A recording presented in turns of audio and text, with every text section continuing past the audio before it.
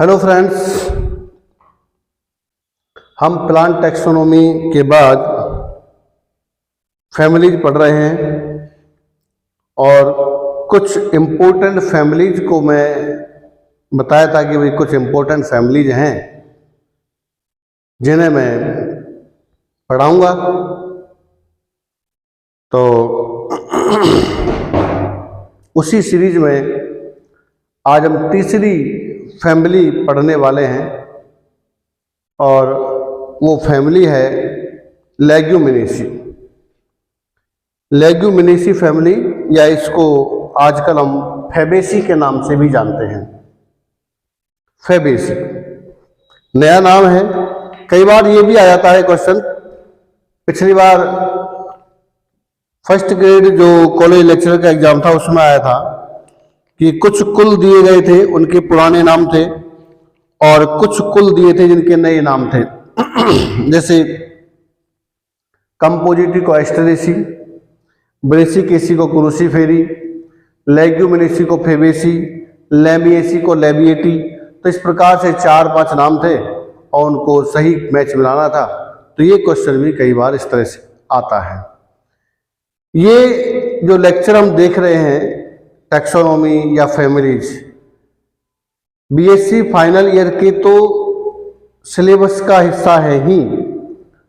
उसके अलावा NEET, first grade, second grade, college lecturer, MSc entrance, सभी प्रकार के एग्जाम के लिए बहुत उपयोगी है। इसलिए आप इसे पढ़ो, शेयर कीजिए। अगर कोई स्टूडेंट या कोई भी इंडिविजुअल जो किसी प्रकार की तैयारी कर रहा है और उसको अगर बायोलॉजी पढ़नी है तो उसके साथ आप ये वीडियो शेयर कर सकते हैं। ये सिर्फ आपको ही नहीं देखनी है, दिखानी भी है। ठीक है, किसी को आप मोटिवेट कीजिए कि वो आप इस वीडियो को देखें और अधिक से अधिक फायदा उठा सके। तो आज हम पढ़ने वाले हैं लेग्यूमिनेसी, लेग्यूमिनोसी या फेबेसी। फैमिली लेग्यूमिनोसी, लेग्यूमिनोसी और फेबेसी।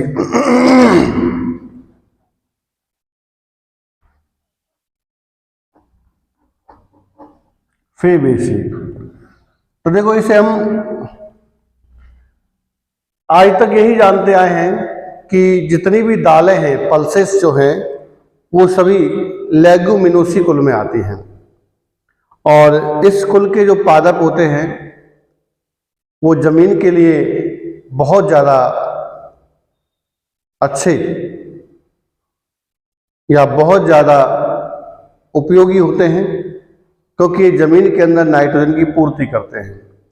इनकी जो जड़ें होती है, उन जड़ों में एक विशेष प्रकार की गांठ पाई जाती है। उस गांठ में एक विशेष प्रकार का जीवाणु जो नाइट्रोजन स्थिरीकरण करता है पाया जाता है, जिससे जमीन के अंदर नाइट्रोजन की जो पूर्ति है वो हो जाती है। तो इसलिए इस कुल के पादप बहुत ज़्यादा इम्पोर्टेंट होते हैं।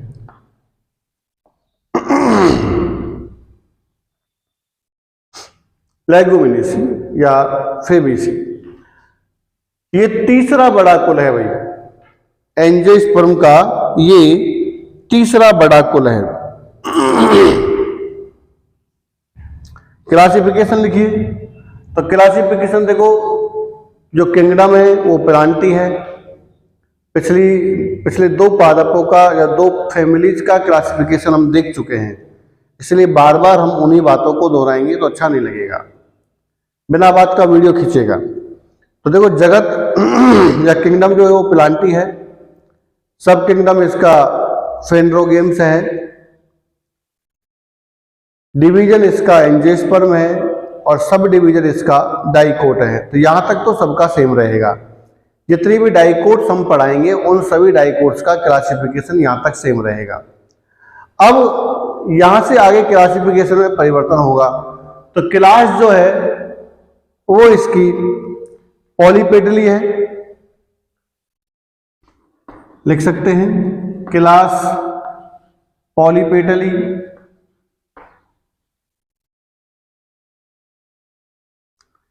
और सीरीज जो है वो कैलिसिफ्लोरी है।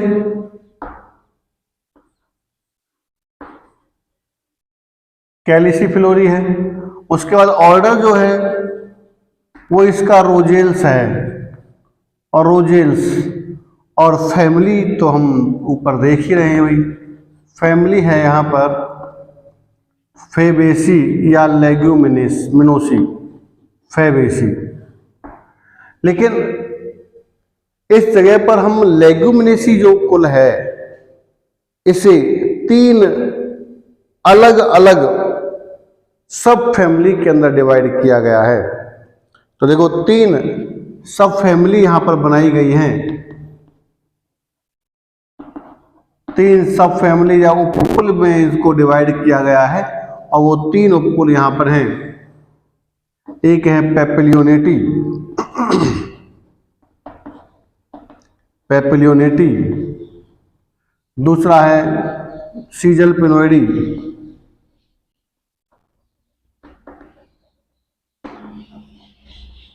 और तीसरा है मिमोसॉइडी।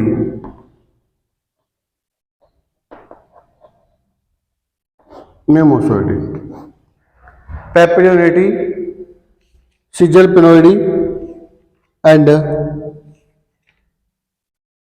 मिमोसॉइडी।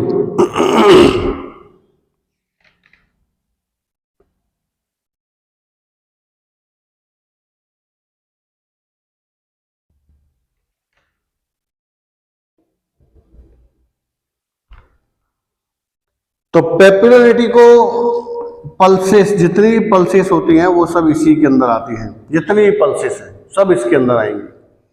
उसके बाद जो सीजल पिनोइडी है इसमें अमलतास, केसिया फिस्टुला, अमलतास कुल या केसिया कुल कहते हैं, अमलतास। और this is the family of acacia family, इसको हम कहते हैं मिमोसॉइडी। तो यहाँ केसिया फिस्टुला, केसिया फैमिली ये होती है, ध्यान रखना यहाँ थोड़ा सा, केसिया फैमिली होती है सीजल पिनोइडी, और अकेसिया फैमिली होती है मिमोसॉइडी। इसमें माइमोसा पुडिका जैसा एक पादा पाता है, उसके नाम पर इसको माइमोसॉइडी कहा गया है। ठीक है, तो पेपिलियोनेटी, सीजल पिनोइडी और मिमोसॉइडी या माइमोसॉइडी, ये 3 उपकुलों में इस फेबेसी कुल को बांटा गया है। तो हम यहाँ पर एक एक कुल को अलग अलग पढ़ेंगे। तो पहला जो अपना सब फैमिली है वो है, पहली जो सब फैमिली है, फैमिली तो है हमारी लेग्यूमिनेसी, लेकिन पहली सब फैमिली उपकुल जो है वो है पेपिलियोनेटी।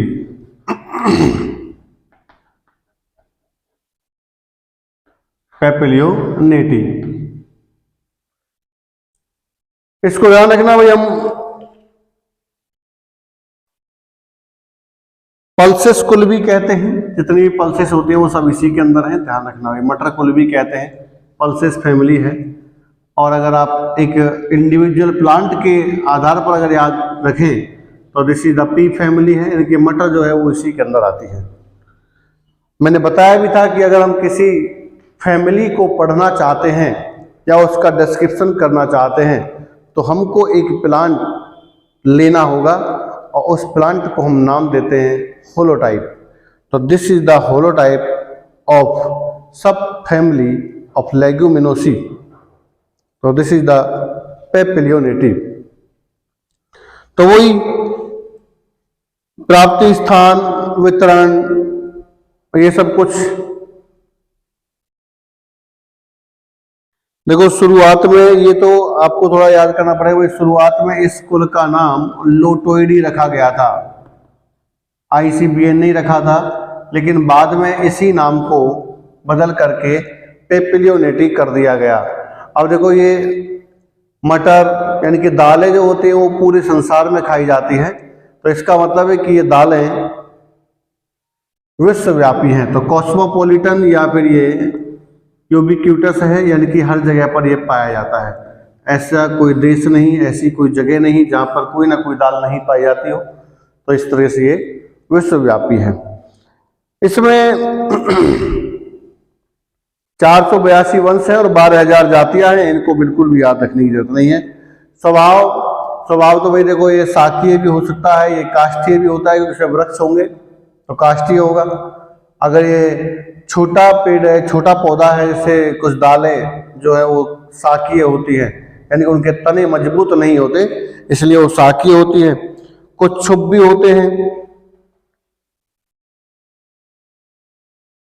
1 वर्षीय या बहुवर्षीय शाक कुछ भी हो सकते हैं। Next is root.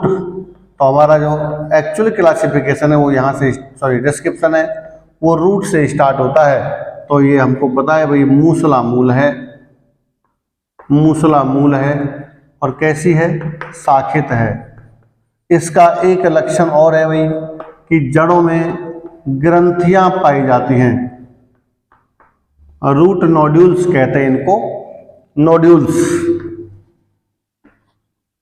नोड्यूल्स।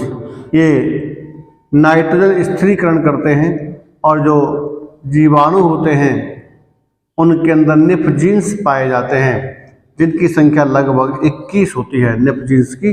इस निफ जीन्स के कारण ये नाइट्रोजन स्थिरीकरण करने में, इसको हम कहते हैं नाइट्रोजन फिक्सेशन। निफ मतलब नाइट्रोजन फिक्सेशन, नाइट्रोजन स्थिरीकरण करने में ये सक्षम होते हैं। अगर ये निफ जीन्स नहीं होंगे तो कभी भी ये नाइट्रोजन स्थिरीकरण नहीं कर पाएंगे। इसलिए इनको हम ग्रंथिल मूल कहते हैं। देखो, जो भी नाइट्रोजन होती है, पौधे उसे नाइट्रेट के रूप में ग्रहण करते हैं, और किसी रूप में नहीं ग्रहण करते भाई। ना नाइट्राइट के रूप में करते हैं, ना किसी अमोनिया के रूप में करते हैं, केवल किसके रूप में करते हैं, ये नाइट्रेट के रूप में इस नाइट्रोजन को अवशोषित करते हैं। नेक्स्ट है स्टेम। तो स्टेम देखिए आप, उर्दू होगा, सीधी सी बात है। शाखित होगा, बिल्कुल होगा। शाकीय होगा, बिल्कुल, क्योंकि इसके तने मजबूत नहीं हैं। अगर मजबूत हैं, जैसे शीशम जैसी लकड़ी है, तो काष्ठीय होगा। उसके बाद शाखित हो गया, ठोस होता है भाई, ठीक है।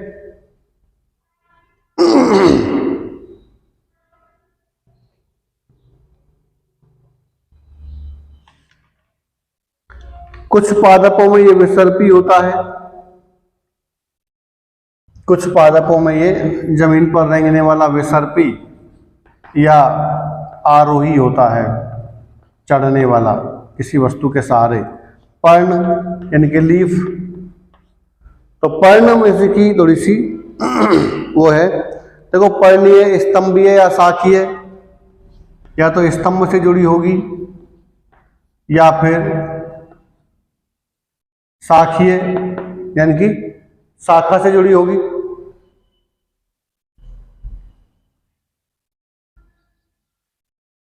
या तो स्तंभ से जुड़ी होती है या फिर शाखा से जुड़ी होती है। उसके बाद हस्ताकार, सैवरंत होती है, हस्ताकार होती है, यानी कि हाथ के समान, सैवरंत होती है, और एकांतरित होती है। जालिकावत शिराविन्यास,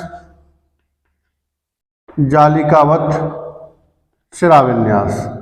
अब एक पौधा है भाई, ये आपको बिल्कुल याद रखना है। उस पौधे का नाम है डेस्मोडियम गायरेंस। डेस्मोडियम गायरेंस। ये जीएस का भी क्वेश्चन है, और बॉटनी में तो इम्पोर्टेंट है ही है। इससे हम कहते हैं इंडियन टेलीग्राफ प्लांट।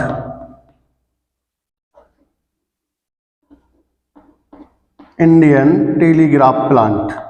इसकी जो ऊपर की जो 2 पत्तियां हैं वो ऊपर नीचे गति करती रहती हैं, इसलिए इसको हम इंडियन टेलीग्राफ प्लांट कहते हैं, उड़ती रहती हैं। तो इसका नाम आपको याद होना चाहिए, डेस्मोडियम गायरेंस।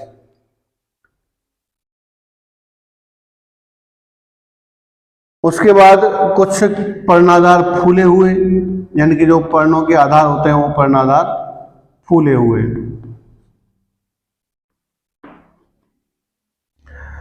अब पुष्प क्रम आता है भाई, यहां से आगे अगर देखा जाए तो पुष्प के लक्षण स्टार्ट हो जाते हैं और पुष्प के लक्षण ही ज्यादा इंपॉर्टेंट होते हैं, ये लक्षण इतने इंपॉर्टेंट नहीं होते हैं। तो फ्लावर कैरेक्टर्स में पुष्प क्रम, पुष्प क्रम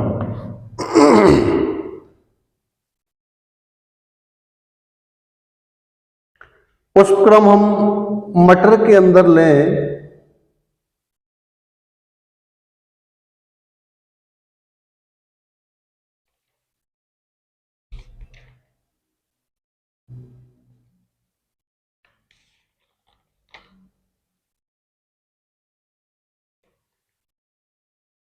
तो 80 मार्क्स पुष्पक्रम पाया जाता है। पुष्पक्रम अगर हम मटर के अंदर लेते हैं तो 80 मार्क्स होता है, यानी कि ये ऊपर की तरफ बढ़ता रहता है और वही 80 मार्क्स पुष्पक्रम, और उसमें फलियां आती रहती हैं। नेक्स्ट अब हम पुष्प के रूप में देखते हैं भाई, तो पुष्प कैसा होता है। तो पुष्प सबसे पहले तो पूर्ण होता है,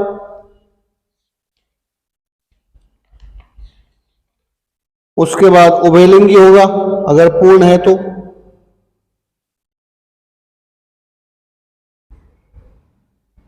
पूर्ण और पूर्ण है तो फिर उभयलिंगी होगा। अब ये एक व्यास सम्मित होता है भाई, इसमें त्रिज्या सम्मित नहीं होता है, एक व्यास सम्मित होता है, क्योंकि इसमें एक दल बड़ा होता है, दो उससे थोड़े छोटे होते हैं और दो और भी छोटे होते हैं। एक व्यास सम्मित। सैब्रंत, सैब्रंत पंचतई अनियमित, सैब्रंत पंचतई अनियमित। पंचतई का मतलब है कि इसमें सब 5 के रूप में पाए जाएंगे, 5 वायु दल, 5 दल सब इसी प्रकार से पाए जाएंगे। परिजायंगी,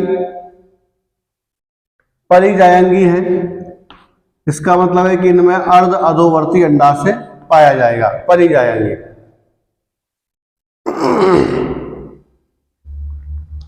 उसके बाद अब स्टार्ट होते हैं पुष्प के अवयव बाह्य दल। तो भाई देखो बाह्य दल इसमें होते हैं 5, ठीक है, बाह्य दल 5 होते हैं, संयुक्त होते हैं।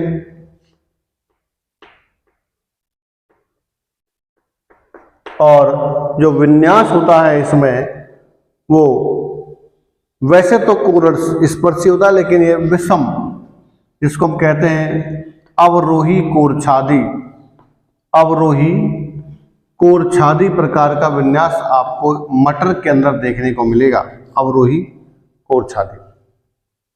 या सॉरी बाह्य दल है तो बाह्य दल के अंदर तो ये सरल कोरस्पर्शी है, सरल कोरस्पर्शी वो दल के अंदर होता है, सरल कोरस्पर्शी। नेक्स्ट दल, तो दल भी वही 5 हैं और 5 दल वैसे तो पृथक है, ये बिल्कुल पृथक है, लेकिन 1 + 2 + 2 के चक्र में पाए जाते हैं। विन्यास जो है वो अवरोही कोरछादी होता है। अब इसके के अंदर होता है अवरोही कोरछादी, ये विन्यास है इसका, अवरोही कोरछादी, ठीक है, अवरोही कोरछादी विन्यास है। अब इसमें अगर हम देखें तो देखो ये मैंने आपको पुष्पक्रम के बाद, सॉरी जब मैंने विन्यास पढ़ाया था उसमें डायग्राम बनवाया था तो उसमें स्पष्ट बताया था कि भाई अवरोही कोरछादी किस प्रकार से होता है।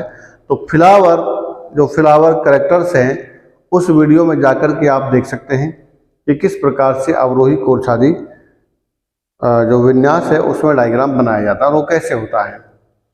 नेक्स्ट इज पुमंग,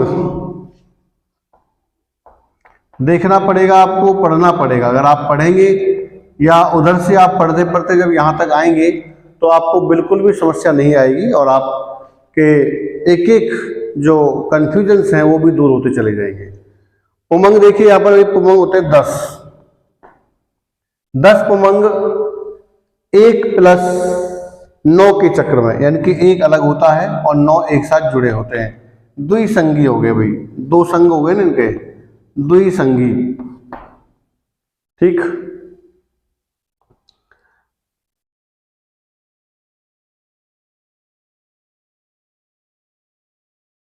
पराग कोष द्विकोष्ठी,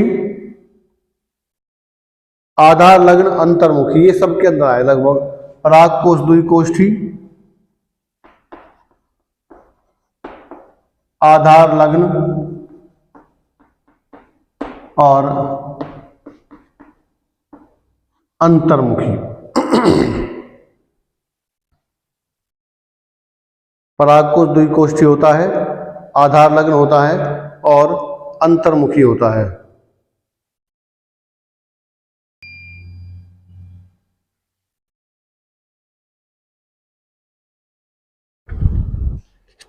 जायांग एक कोष्ठी है,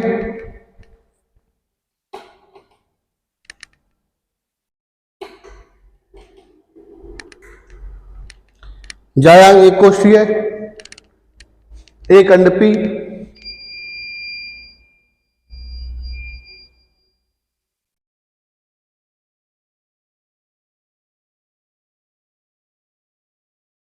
अर्ध अधोवर्ती अंडाशय,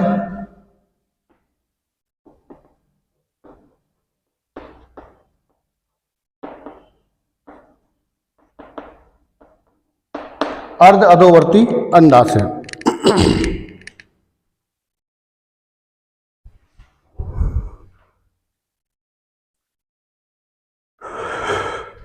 बाह्य दल 5 होते हैं, संयुक्त है, सरल है, कोर स्पर्शी है। दल 5 है, पृथक है, पृथक 1+2+2, देखो ये एक अलग है, बड़ा है, +2, ये 2 अलग है और 2 अलग है। तो इस तरह से 1+2+2 अवरोही कोरछादी। अवरोही का मतलब है कि ये पश्च है, ये अग्र है, तो पीछे से आगे की तरफ अगर चलेंगे तो ये छोटे से बड़े से छोटा हो रहा है। ठीक है, उमंग 10 है, 1+9, देखो एक अलग है और 9 यहाँ पर जुड़े हुए हैं, तो इस तरह से इसको कहते हैं हम 1+9 कंडीशन। द्विसंगी है, दो संग हो जाते हैं, एक संग ये हो गया, एक संग ये हो गया। द्विकोष्ठी है, आधार लग्न है। जायांग, जायांग देखिए एक अंडपी है, एक कोष्ठीय है, अर्ध अधोवर्ती अंडाशय, सीमांत बीजान्यास होता है और वर्तिका एक होती है, वर्तिकाग्र सरल होती है।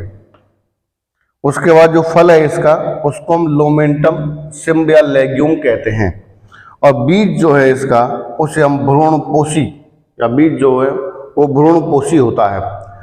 पुष्प सूत्र इसका ये है भाई, बिहार, त्रिज्या सम्मित, द्विलिंगी, देखो हम पुष्प से लेंगे, उभयलिंगी, एक व्यास सम्मित, सॉरी एक व्यास सम्मित है, त्रिसम्मित नहीं है, एक व्यास सम्मित, सहपत्री के लिए बिहार, तो 3 चीज यहाँ से ले ली, बिहार ले लिया, एक व्यास सम्मित ले लिया और उभयलिंगी ले लिया, तो 3 चीज यहाँ से आ गई। अब 3-4 चीज यहाँ से आएंगी। बाह्यदल, बाह्यदल 5 है, अगर हमने ये संयुक्त नहीं बनाया तो हटा देते हैं। लिखा संयुक्त है लेकिन बनाया नहीं है, तो इसका मतलब है कि जो हम लिख रहे हैं वही बनाना है, तो यहाँ भी हम स्वतंत्र ही कर लेंगे। तो ये मटर के लिए बनाया है मैंने डायग्राम, तो मटर में ये स्वतंत्र होता है। सरल है, कोर स्पर्शी है, देखो कोर स्पर्शी है, संयुक्त नहीं है, कोर छादी नहीं है। दल 5, दल 5, 1 2 3 4 5 है। विन्यास कैसा है, अवरोही कोर छादी, वो मैंने बना दिया है। ठीक है, उसके बाद ये दल 5 हो गए, A10, 1 और 9 10, 2 के चक्र में है। जी, एक अंडपी है, अगर एक अंडपी होता है तो उसके लिए हम वर्ड युक्त अंडपी यूज नहीं करते हैं, वो खुद स्वयं ही युक्त अंडपी होता है। और ये जो निशान है, ये जो चिन्ह है, ये अर्ध अधोवर्ती अंडाशय का है। ये हमने इस तरह से फ्लोरल डायग्राम बना लिया है, जिसमें ये देखो बाह्य दल, ये दल, ये पुमंग और ये जायांग, ये सहपत्री के लिए ये मात्रक्ष है।